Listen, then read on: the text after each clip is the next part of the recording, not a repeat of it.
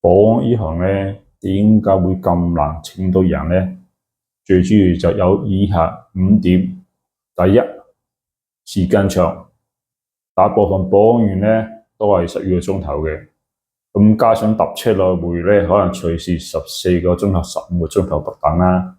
咁當然亦都有8個鐘頭嘅，呢啲盤咧就大廈就多數都係政府啊、公屋之類咧。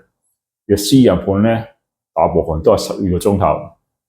第二，薪金少，呢行咧就普遍咧就薪金唔會太多，因為好多時就話呢行咧好多人話呢行唔需要咩技術啊或者學歷嗰啲要求嘅，所以咧就薪金會比較少啦。第三，受氣啦，因為呢行咧就需要對住好多唔同類型嘅客啦，每個客咧都有唔同脾氣，隨時有咩客咧有咩唔好啊，或者有咩突發事件，隨時咧都會揾啲保安員出氣，所以啊就比較受氣啲。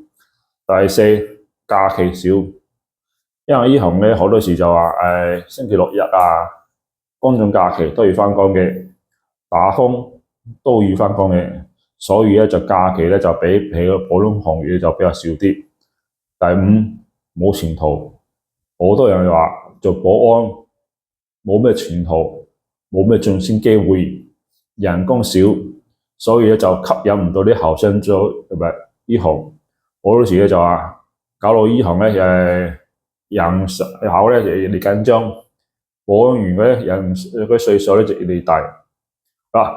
以上5點咧，只不過係其中一部分原因咧。咁下次咧就我會講下呢5點點樣解決呢個問題，點樣做。OK。